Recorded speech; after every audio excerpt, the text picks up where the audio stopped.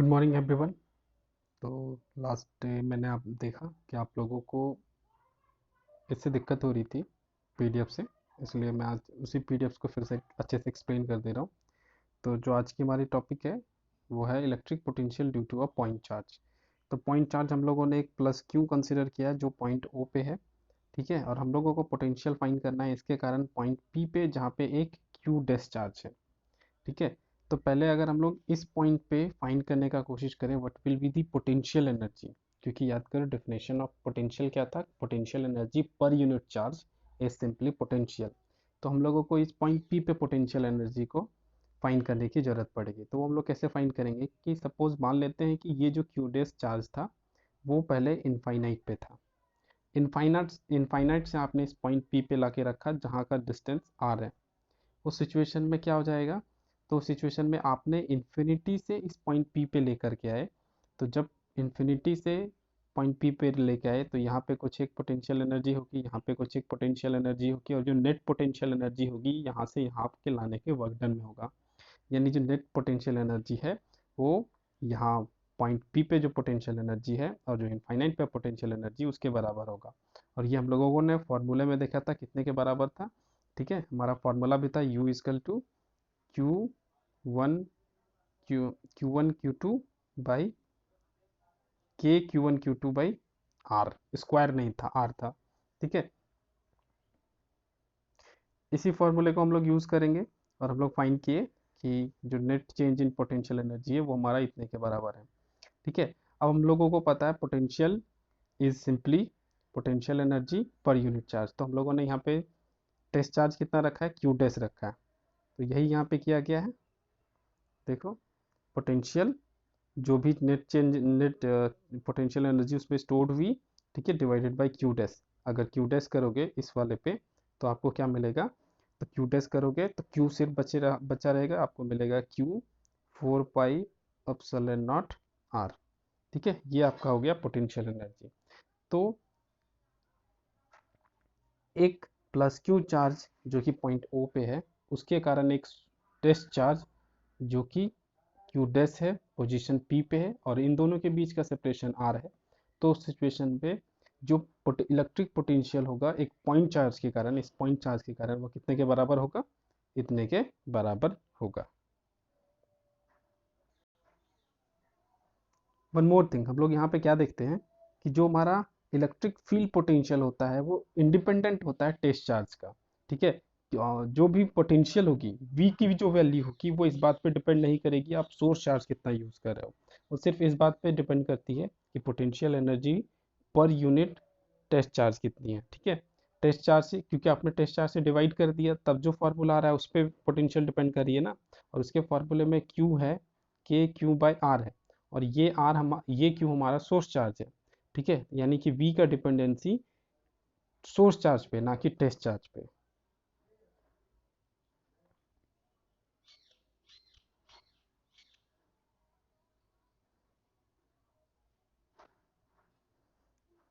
Graph of potential with distance, ठीक है। अगर हम लोग V का देखें तो V हमारा किसके प्रोपोर्शनल किसके है, ठीक है। V प्रोपोर्शनल है 1/r के, यानी ये एक दूसरे के इन्वर्सली प्रोपोर्शनल है ना, ठीक है। प्रोपोर्शनल का जो ग्राफ होता था वो कैसा होता था, अगर V is proportional to R होता, ठीक है, तो ग्राफ का नेचर हमारा कैसा होता था, ऐसा स्ट्रेट, ठीक है। तो इस सिचुएशन में चूंकि V is inversely proportional to R, उस सिचुएशन में आपका जो ग्राफ होगा वो हमारा ग्राफ का नेचर कुछ ऐसा होगा।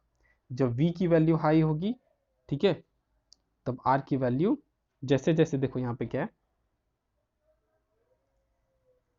यहाँ पे देखो क्या है, यहाँ पे V की वैल्यू R के वैल्यू बढ़ने के साथ डिक्रीज करते जा रही है। देखो इस रेंज पे जब हम लोग जाएंगे तो R की वैल्यू बढ़ रही है और देखो V की वैल्यू डिक्रीज कर रही है ना, तो V is inversely proportional to R।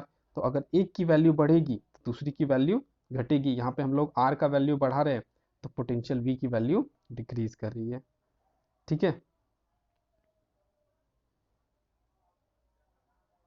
दूसरे केस में दूसरे केस में नेगेटिव पोटेंशियल के लिए दिखाया गया है, यहाँ पे ये नेगेटिव पोटेंशियल है, जैसे जैसे हम लोग आर बढ़ा रहे हैं वैसे वैसे वी की वैल्यू डिक्रीज करती जा रही है। ये नेगेटिव पोटेंशियल के कारण है, क्योंकि हम लोगों ने जो केस लिया है, ठीक है, हम लोगों ने यहाँ जो केस लिया है, ठीक है, वो पॉजिटिव चार्ज के लिए लिया है। अगर वो नेगेटिव चार्ज होता तो उसके कारण जो भी पोटेंशियल होता वो नेगेटिव पोटेंशियल होती, ठीक है। तो उसके लिए उसके रिस्पेक्ट में जो ग्राफ होगा हमारा, ठीक है, उसके रिस्पेक्ट में जो ग्राफ होगा वो हमारा ये होगा। हम लोग दूसरा टॉपिक जो पढ़ेंगे वो है हमारा relation between electric field and electric potential. Electric field हमारा कौन सा था, ई, और इलेक्ट्रिक पोटेंशियल कौन है हमारा, वी।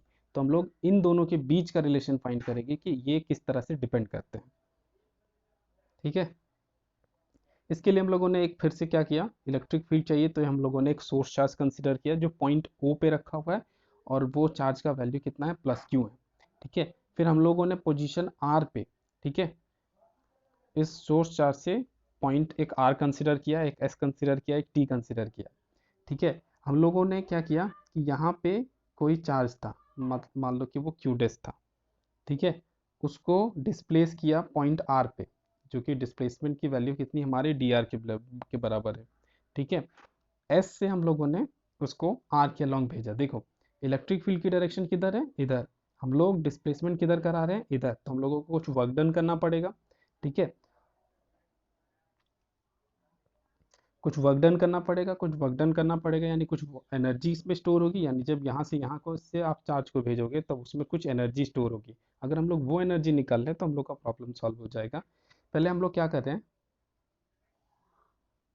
पहले हम लोग क्या कर रहे हैं कि हम लोग इस सोर्स चार्ज के कारण, ठीक है, इस पॉइंट एस पे जो चार्ज रखा हुआ है उस पे रखे हुए चार्ज पे कितना फोर्स काम कर रहा है ये हम लोग कैलकुलेट करने का कोशिश करेंगे।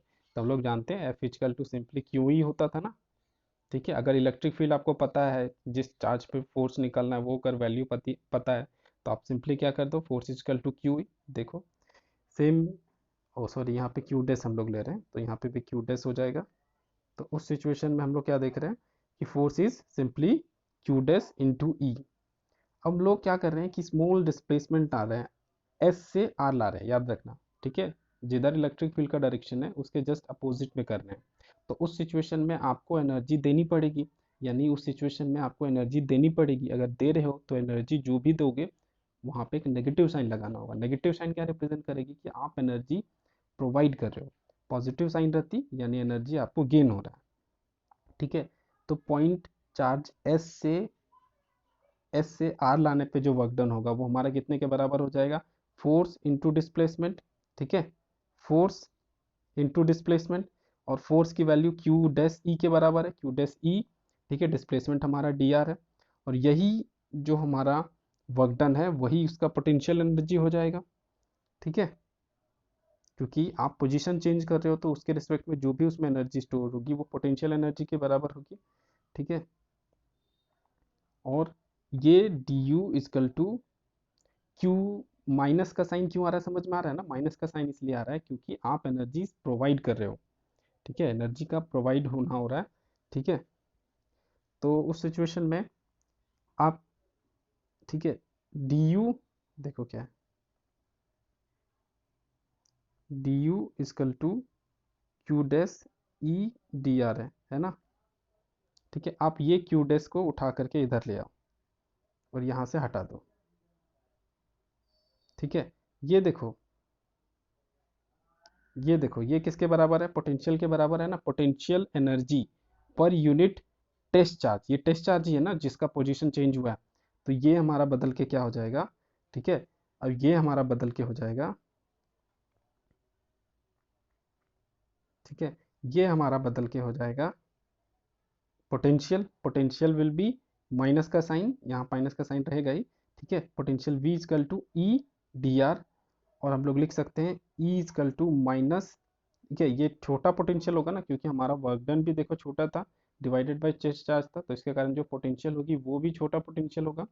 तो ये dv होगा, और इसके बाद हम लोग लिख सकते हैं ev equal to dv by dr, ठीक है।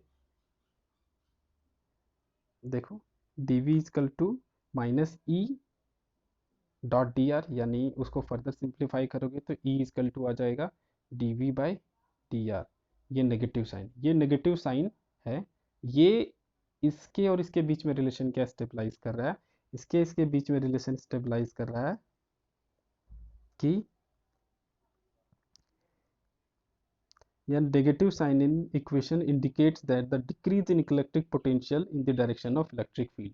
जिस डायरेक्शन पे इलेक्ट्रिक फील्ड काम कर रही है, मतलब कि अगर ये कोई चार्ज है जिसका इलेक्ट्रिक फील्ड का डायरेक्शन इधर के अलॉन्ग है, आप इसके जस्ट अपोजिट डायरेक्शन पे अगर पोटेंशियल का वैल्यू देखना चाहते हो मतलब एक पॉइंट यहाँ पे देखें, एक पॉइंट यहाँ पे रखें, ये 2 पॉइंट, ये 1 पॉइंट, अगर आप 1 पॉइंट से 2 पॉइंट आते हो तो हमेशा पोटेंशियल की वैल्यू क्या होगी, डिक्रीज करेगी, क्या होगी, डिक्रीज करेगी। ठीक है, यहाँ पे देखो, decrease in electric potential in the direction of electric field. जिस इलेक्ट्रिक फील्ड के जस्ट अपोजिट डायरेक्शन पे हमें, अगर अपोजिट डायरेक्शन पे जाओगे तो पोटेंशियल हमेशा डिक्रीज करेगी। अब हम लोग कोशिश करते हैं, उसी को आगे बढ़ाते हैं और हम लोग फाइंड करने का कोशिश करते हैं what will be the electric potential due to system of charges. System of charges के कारण electric field find, electric potential find करने का कोशिश करेंगे। मान लो कि कोई एक पॉइंट पी है, ठीक है, और इसके कारण क्यू चार्ज के कारण पोटेंशियल यहाँ पे V1 है, एक चार्ज Q2 है, उसके कारण पोटेंशियल V2 है, एक चार्ज Q3 है, उसके कारण पोटेंशियल हमारा V3 है। एक चीज़ तो याद होगा कि डी हमारा जो पोटेंशियल एनर्जी है वो स्केलर क्वांटिटी है कि वेक्टर क्वांटिटी, स्केलर क्वांटिटी है। स्केलर क्वांटिटी को पोजीशन वेक्टर से डिवाइड दे रहे हैं, ठीक है, तो ये जो कुछ भी आएगा वो भी हमारा स्केलर क्वांटिटी होगा, यानी पोटेंशियल हमारा स्केलर क्वांटिटी है। और स्केलर क्वांटिटी के केस में एडिशन का केस सिंपली रन करता है। ठीक है, तो आपसे पूछा जाए इस चार्ज के कारण और इस चार्ज के कारण और इस चार्ज के कारण इस पॉइंट पे पोटेंशियल क्या हो जाएगा, अगर इस वेक्टर होता, वेक्टर क्वांटिटी होती तो हम लोग वेक्टर का मेथड लगाते हैं यहाँ पे। पर चूंकि वेक्टर क्वांटिटी नहीं है तो हम लोग सिंपली क्या बोलेंगे, इस पॉइंट पे पोटेंशियल हमारा कितने के बराबर हो जाएगा, इस पॉइंट पे simply potential will be equal to V1 plus V2 plus V3 plus V4। अगर n चार्जेस हुए तो n होंगे। ठीक है, ये कंडीशंस है। ठीक है, तो n चार्जेस हो गए तो उस सिचुएशन में हम लोग क्या करेंगे, एक का चार्ज अगर Q1 है, ठीक है, दूसरे का चार्ज Q2 है, तो उसको फर्दर ये सिंप्लीफिकेशन करेंगे तो बाद में ऐसे कर देंगे QI RI। ठीक है, और I की value from 1 to n, n कहने का मतलब है I की वैल्यू अगर 1 डालोगे, ठीक है, तो R का वैल्यू R1 Q1, ये पहले चार्ज के लिए दिखाएगा, मतलब कि यहाँ इस पॉइंट पे इस Q1 चार्ज के कारण जिसका पोटेंशियल यहाँ पे V1 है, इसका पोजीशन R1 है इस पॉइंट से, उसके लिए निकल गया। फिर R2 का वैल्यू 2 डालोगे दूसरे चार्ज के लिए, R2 का वैल्यू 3 4 एंड सो ऑन। अगर इस तरह का पॉइंट चार्ज डिस्ट्रीब्यूशन हो उस केस में ऐसा लिखेंगे। पर अगर मान लो एक पॉइंट P है, यहाँ पे एक कंटिन्यूस चार्ज है, ठीक है, इसके कारण आपको यहाँ पे पूछा जा रहा है पोटेंशियल कितना होगा, तो आपको इतने के चार्ज के बारे में वैल्यू पता है। ठीक है, इतने के लिए पता है, तो आप क्या करोगे कि टोटल के लिए निकालने के लिए क्या करोगे, इंटीग्रेशन कर दोगे DQ। ठीक है, सेम चीज़ देखो यहाँ पे किया गया है। यहाँ पे क्या है, एक पॉइंट P है, ये कंटिन्यूस बॉडी है जिसका DQ पता है। अगर टोटल चार्ज निकालना है तो आपको इंटीग्रेशन रन कराना होगा और पोटेंशियल फाइंड करने के लिए, ठीक है, पूरा का पूरा इंटीग्रेशन रन कराना होगा, वही इंटीग्रेशन रन कराया गया है। ओके, उसी से रिलेटेड एक प्रॉब्लम देख लेते हैं। प्रॉब्लम हमारा क्या है, ठीक है, calculate the potential at point P due to a charge, एक पॉइंट चार्ज है, ठीक है, जो कि जिससे 9 सेंटीमीटर अवे पे आपको क्या फाइंड करना है, पोटेंशियल। ये हमारा चार्ज है, ठीक है, और इससे 9 सेंटीमीटर दूर पे, 9 सेंटीमीटर दूर पे इस पॉइंट पे आपको पोटेंशियल फाइंड करना है, पहली क्वेश्चन। ठीक है, और दूसरा हमारा क्या है, hence obtain the work done in bringing a charge, एक दूसरा चार्ज है जिसका वैल्यू ये है, उसको, ठीक है, इन्फिनिटी से उस पॉइंट P पे लाना है, इन्फिनिटी से, ठीक है, इस पॉइंट पे लाना है। तो इसमें आपसे पूछा जा रहा है what will be the work done. ठीक है, दूसरा केस ये है, ये याद रखना, ये हमारा सोर्स चार्ज है, ये हमारा टेस्ट चार्ज है, ये सोर्स चार्ज और ये हमारा सोर्स चार्ज। पहला क्वेश्चन में आते हैं। पहला क्वेश्चन के लिए सिंपली पोटेंशियल का जो फॉर्मूला है वो यूज करेंगे, 1/4πε0 Q/R। आपको चार्ज का वैल्यू पता है, सोर्स चार्ज का वैल्यू पता है, Q का वैल्यू हमारा कितना है, 1 इंटू 10⁻7। R की वैल्यू आपको पता है 9 सेंटीमीटर है, 9 सेंटीमीटर इसको बदलोगे तो ये हो जाएगा 0. हो जाएगा 0.09 मीटर। बस उसको उठा करके फार्मूले पे डाल दो, उठा करके फार्मूले पे डाल दो, फार्मूले पे डाल दिया सबकी वैल्यूज। ठीक है, इसको फर्दर सिंप्लीफाई करोगे तो आपका पोटेंशियल का वैल्यू कितना आएगा, 10⁴ वोल्ट। ठीक है, सेकंड क्वेश्चन पे आते हैं। सेकंड क्वेश्चन में हमारा फिर क्या हो जाएगा, सेकंड क्वेश्चन हमारा जो है वो बी, सेकंड क्वेश्चन बी पे आ जाओ। बी पे भी सिंपली हम लोग फार्मूला यूज करेंगे, वर्क डन इजकल टू, देखो ये किस पे बेस्ड है, V equal to W by Q करते थे ना, potential energy per unit charge. Potential energy तो हम लोगों ने निकाल लिया, पर यूनिट चार्ज ये टेस्ट चार्ज होता था। तो हम लोग वर्क डन इजकल टू क्या लिख सकते हैं, V इंटू क्यू। इस केस में हम लोग का टेस्ट चार्ज कितना है, इस केस में हमारा टेस्ट चार्ज कितना है, 1 × 10⁻⁹। ठीक है, तो Q का वैल्यू पता है, ठीक है, W का वैल्यू पता है, तो बस निकाल, पोटेंशियल का वैल्यू अभी अभी आपने निकाला है ना, यहाँ पे निकाला 10⁴ वोल्ट। आपको टेस्ट चार्ज की वैल्यू पता है, उसके साथ उसको मल्टीप्लाई कर दो, V की वैल्यू आपने 10⁴ निकाली है, और सोर्स चार्ज, और जो आपका टेस्ट चार्ज है वो 1 × 10⁻⁹ है, 9 है। सिंप्लीफाई कर दीजिए, आपकी वैल्यू देखिए आ रही है कितनी, 10⁻⁵। और work done will be independent of path. ठीक है,